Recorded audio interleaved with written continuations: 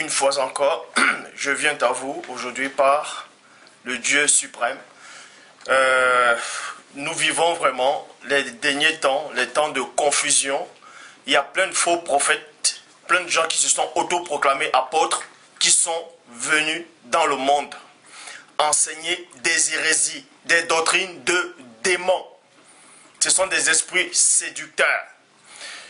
Aujourd'hui, par la permission de Dieu, Dieu va encore confondre cet homme qui se fait passer pour un apôtre, ce gourou de la ANJC, connu sous le nom de Shora Kwetu. Récemment, j'ai fait une vidéo pour vous démontrer que ce Shora Kwetu s'est trompé par rapport à la date, par rapport à sa prophétie sur la marche de Yahushua. Et ça ne s'est pas réalisé. Or, il disait dans cette prophétie que Dieu a dit dans 2 ans, la marche pour le Christ va s'arrêter. Et ça ne s'est pas arrêté. Vous avez continué à le suivre. Vous avez fait comme si vous n'avez pas entendu. Vous avez continué à le suivre. Aujourd'hui, Dieu, je vous le dis, Dieu, le Père éternel, le Dieu suprême, celui qui ne connaît pas Shora Kwetu, celui dont Shora Kwetu dit, entendre sa voix. Shora Kwetu ne connaît pas Dieu, je vous le dis. Je m'adresse à tous les jeunes, aux pères, aux mères, aux anciens de la ANJC Prod. Je ne suis pas en train d'être contre un humain, contre quelqu'un. Mais je viens juste vous avertir de la part du vrai Dieu.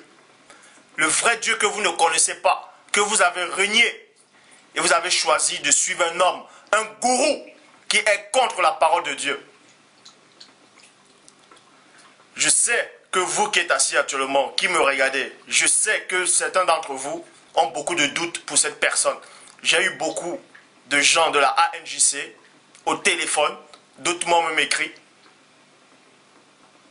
qui continuent toujours à aller suivre l'enseignement de Shora Kwetu.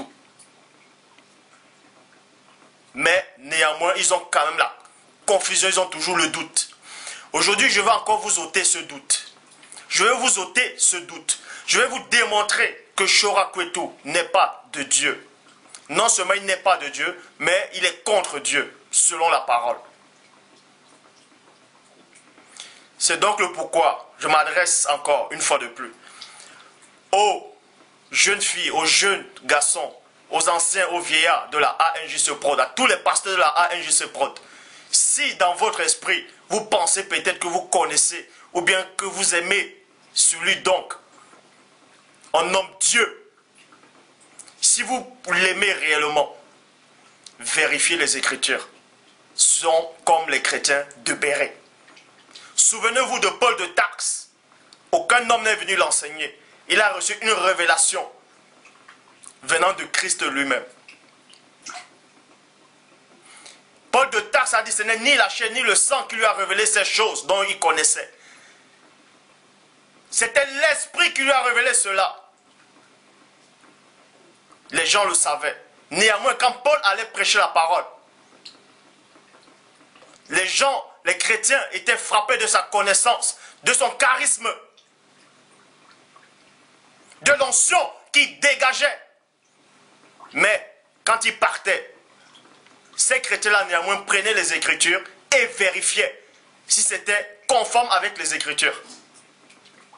Quoiqu'ils ont reconnu Paul de Tarse comme un véritable apôtre authentique, mais vous ne le faites pas. Posez-vous la question pourquoi vous ne le faites pas.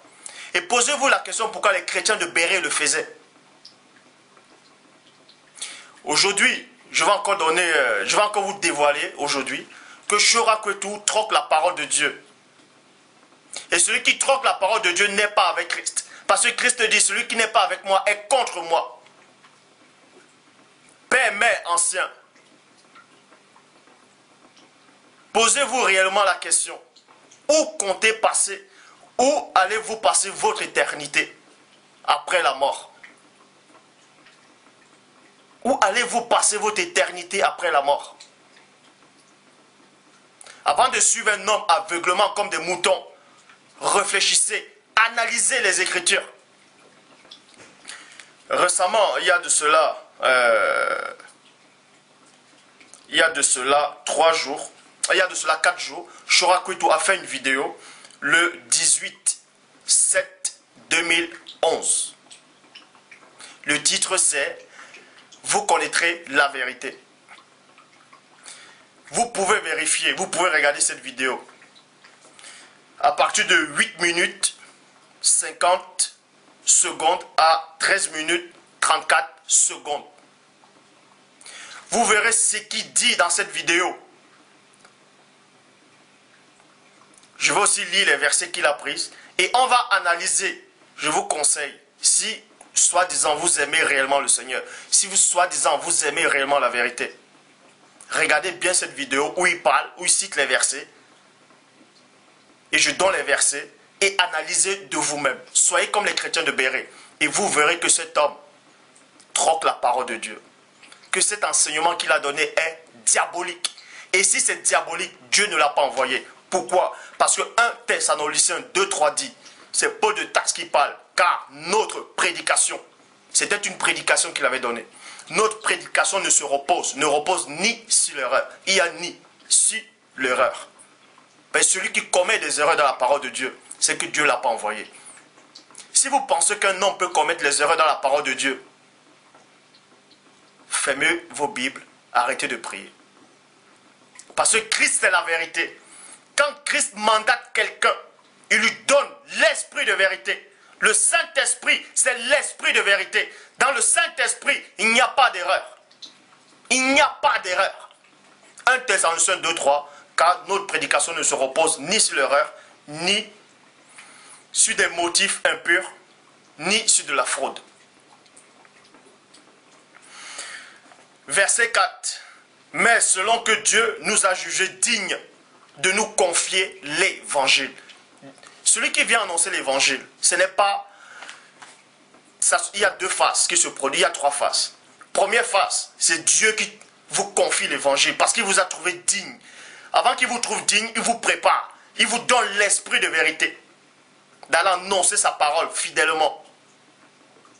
Et deuxième phase, c'est le diable qui vous séduit. Il vous donne des fausses doctrines. Et vous allez détruire le peuple. Vous allez détruire les gens qui sont dans l'ignorance, les gens qui veulent connaître Dieu. Et troisième phase, c'est les gens qui viennent eux-mêmes, se sont autoproclamés apôtres pour enseigner des hérésies. Si Dieu n'est pas avec vous, vos enseignements seront toujours bourrés d'erreurs et pleins de contradictions.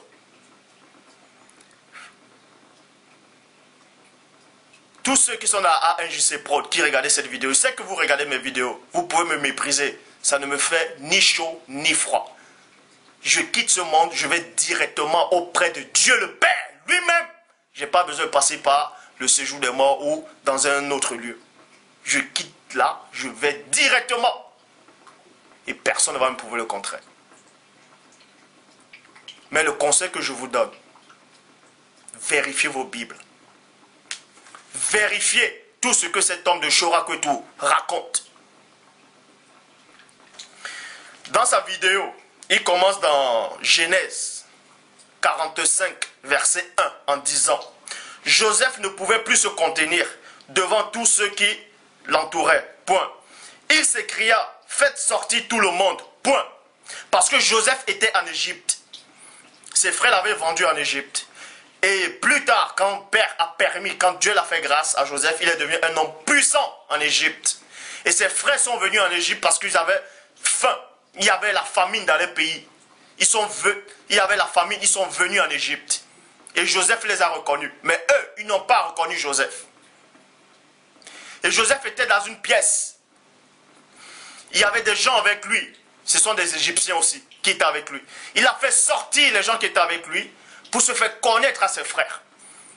Et Chora Kwetu, il raconte, il a la prétention de dire que Joseph a montré ses parties intimes à ses frères. Se basant sur Genèse 4, où Adam a connu Ève. Je vais vous démontrer que ça ne vient pas de Dieu. Et non seulement ça ne vient pas de Dieu, ce n'est pas biblique. C'est une doctrine démoniaque. Vous qui êtes à A1JC Prod, vérifiez vos Bibles. Joseph ne pouvait plus se contenir devant tous ceux qui l'entouraient. Il s'écria, faites sortir tout le monde, point. Et il ne resta personne avec Joseph quand il se fit connaître à ses frères. Point.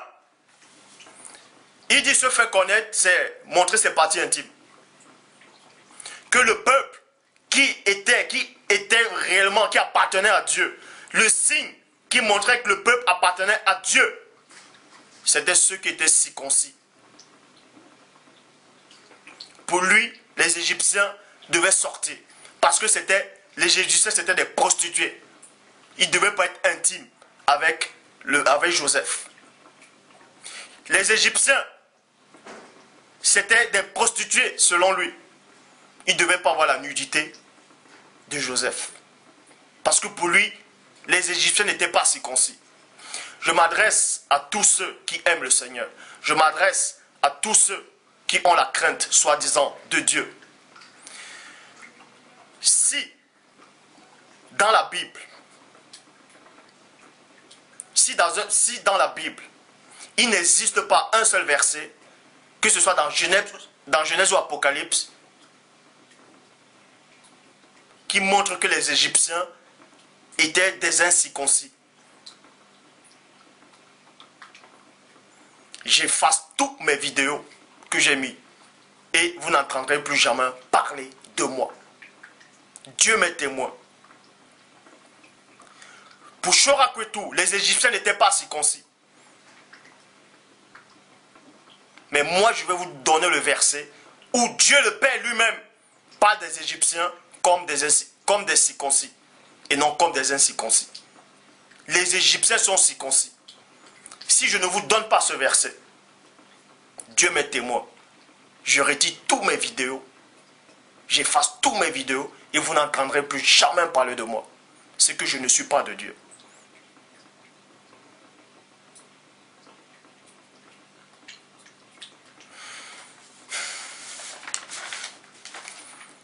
Jérémie 9, 25 à 26 dit ceci. Nous savons que Jérémie était un prophète authentique que Dieu avait choisi avant même qu'il ne soit né. Dieu l'avait établi prophète des nations. Jérémie 9, 25 à 26. Je m'adresse à vous, aux jeunes de la ANJC, aux pères, aux mères, aux anciens. Lisez votre Bible dans Jérémie 9, 25 à 26 qui dit: voici les jours viennent, virgule. Dit l'Éternel, c'est Dieu qui parle. Dit l'Éternel et non dit Chorakwetu. Parce que Chorakwetu, pour lui, les Égyptiens ne sont pas circoncis. Dit l'Éternel, où je châtirai tous les circoncis. Vous voyez, où je châtirai tous les circoncis et non tous les incirconcis. Mais Dieu précise, il dit tous les circoncis qui ne le sont pas de cœur. Mais néanmoins, ils le sont quand même dans les parties intimes. Nous sommes d'accord. Virgule. L'Égypte, il commence par l'Égypte. Dieu vous montre, le Saint-Esprit de Dieu vous montre que les Égyptiens sont circoncis dans les parties intimes. Mais on ne parle plus de la circoncision du cœur. Parce que là, l'époque où on vit, c'est la circoncision du cœur. Mais Dieu, dans ce verset, vous montre que les Égyptiens sont circoncis. Et Chorakwetu a la prétention de vous montrer, de vous dire que les Égyptiens ne sont pas circoncis. Que le seul peuple qui montrait qu'ils appartenaient véritablement à Dieu, c'était le peuple circoncis de chair. C'était la marque qui montrait cela. Or, Dieu vous montre aussi que les Égyptiens ont eu cette marque, dont les Égyptiens sont le peuple de Dieu. Jérémie 9, 25 à 26. Voici les jours viennent, dit l'Éternel, où je châtirai tous les circoncis qui ne le sont pas du cœur. Mais néanmoins, ils sont de la chair, des parties intimes. Vous qui avez été à l'école, vous comprenez au moins ce que ça veut dire. L'Égypte, virgule, Juda, virgule, Édom, virgule, les enfants d'Amo, Moab. Dieu vous-même vous montre comment les Égyptiens sont circoncis de chair. Les Égyptiens connaissaient la circoncision. Et Chorakwetu vient vous dire que Joseph a montré ses parties intimes. Je vais vous montrer bibliquement comment Joseph a montré, comment Joseph s'est fait montrer à ses frères. Si un seul verset, si Shorakwetu montre un seul verset où Joseph, où c'est écrit que Joseph a montré ses parties intimes à ses frères, je retire tous mes vidéos et je fais une vidéo pour vous dire qu'il est réellement de Dieu. Mais si ce verset n'existe pas, posez-vous la question. Qui inspire cet homme quand il parle? Il a beau crier, vous croyez qu'il dégage l'onction?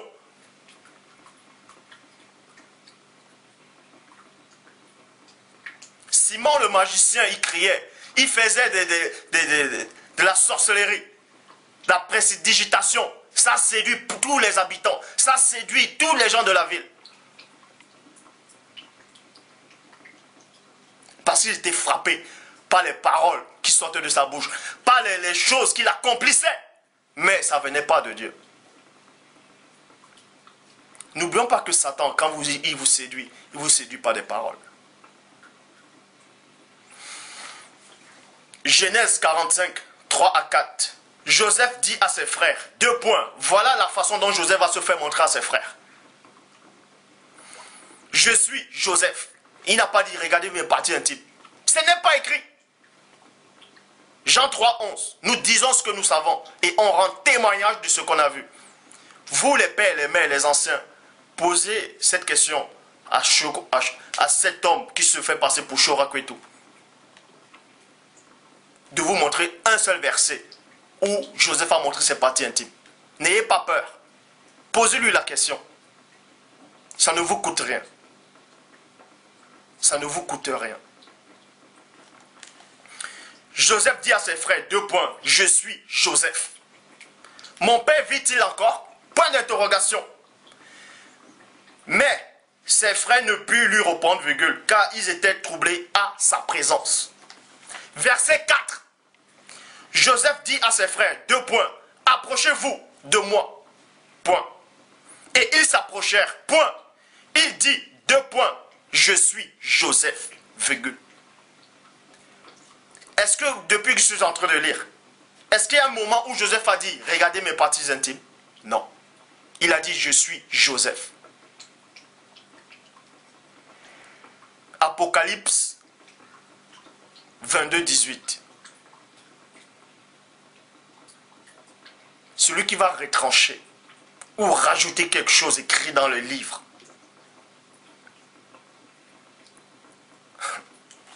Je suis Joseph.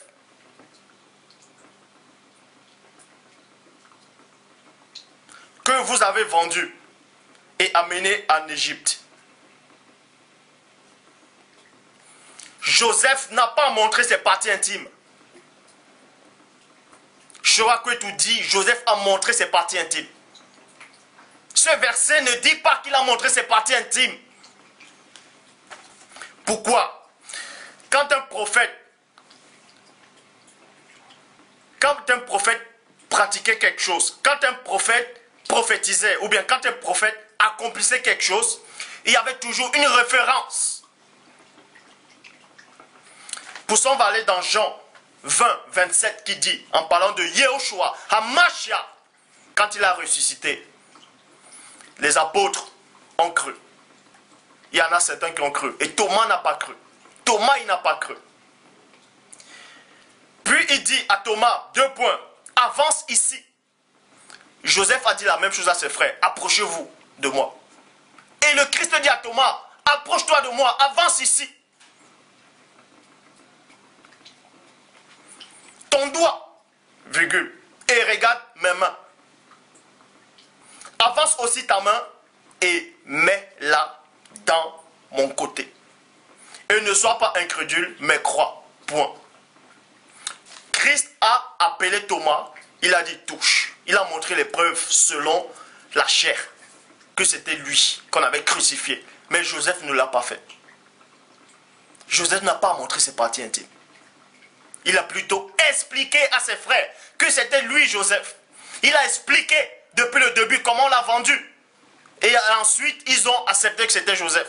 Nulle part, dans Genèse ou dans Apocalypse, il est dit, Joseph a montré ses parties intimes à ses frères. Et vous continuez toujours à suivre cet homme.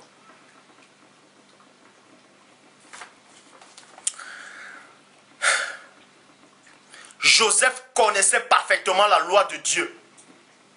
Avant que Moïse n'arrive et décrit les 10 commandements, tu ne commettras point d'adultère. Joseph connaissait déjà, parce que la loi morale était en lui. Dans Genèse 39, 7 à 8, la femme de Potiphar a voulu coucher avec Joseph. Joseph a dit non, qu'il ne pourra pas faire ça à son maître et à Dieu. Parce que c'était interdit par Dieu. Et le même Joseph aussi savait que c'est interdit de montrer sa nudité dans Lévitique 18. Et vous croyez que Joseph va montrer sa nudité à ses frères? Soyez comme les chrétiens de Béret. Posez-vous la question.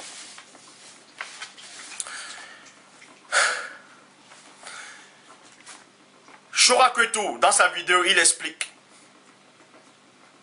qu'il n'y avait que le peuple d'Israël qui, soi-disant, est le peuple de Dieu. Parce que c'est eux qui connaissent la circoncision. Que c'était le peuple de Dieu uniquement qui connaissait la circoncision, qui était circoncis, que c'était une marque. Expliquez-moi donc, quand Moïse a fui l'Égypte, quand Moïse est venu de l'Égypte, quand il est dans le pays de mendiants, le pays de mendiants c'était des Hébreux. Posez-vous la question. Quand Dieu a envoyé Moïse en Égypte d'aller délivrer le peuple d'Israël, sur le chemin, qu'est-ce qui s'est passé? Qu'est-ce que Déborah a fait?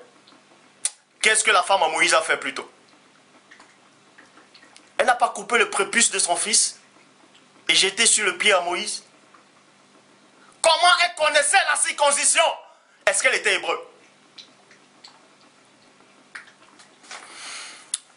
Ésaïe, pour votre information, l'Égypte, c'est le peuple de Dieu.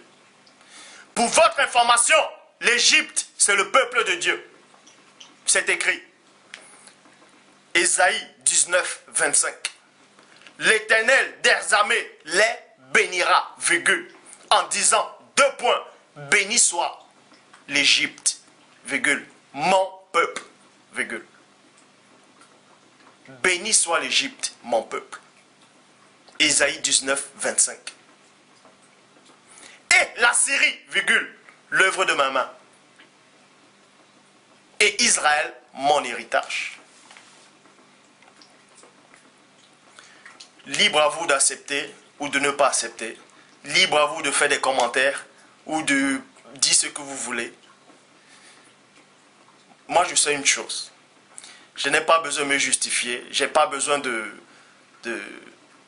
ministère. Il y a plein de gens qui m'écrivent, qui me disent, mes frères, avec toutes les révélations que le Père te donne, pourquoi tu ne fais pas une église? Pourquoi tu ne vas pas prêcher dans les assemblées? Pourquoi tu ne fais pas ceci? Pourquoi tu ne fais pas cela?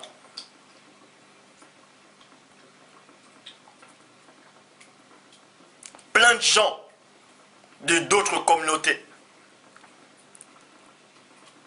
plein de pasteurs m'ont déjà invité de faire partie de les assembler, de travailler avec eux.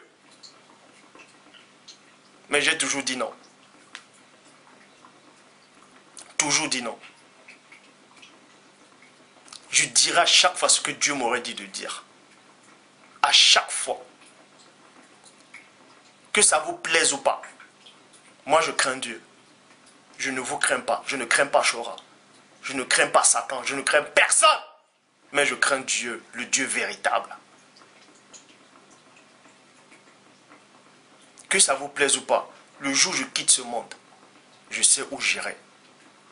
Ce n'est pas une sensation que je ressens. Ce n'est pas que je l'imagine ou bien j'espère. Non, je le sais. Je quitte ce monde, là actuellement, je sais où j'irai. J'irai auprès de Père, lui-même. Vous pouvez maintenant penser ce que vous voulez. À chaque fois, voilà, je vais donner une prophétie maintenant. je ne suis pas prophète, mais je vais donner une prophétie selon Dieu. Car je l'ai déjà donné cette prophétie. Mais plein de gens ne sont pas rendus compte. À chaque fois que Shora Kwetu va donner un enseignement, il va se tromper. Ainsi parle le Seigneur éternel. À chaque fois que Shora Kwetu va donner un enseignement, il va se tromper. Il va rajouter des choses. Parce que Dieu ne l'a pas mandaté pour ça. Soyez comme les chrétiens de Béret. Vérifiez vos Bibles.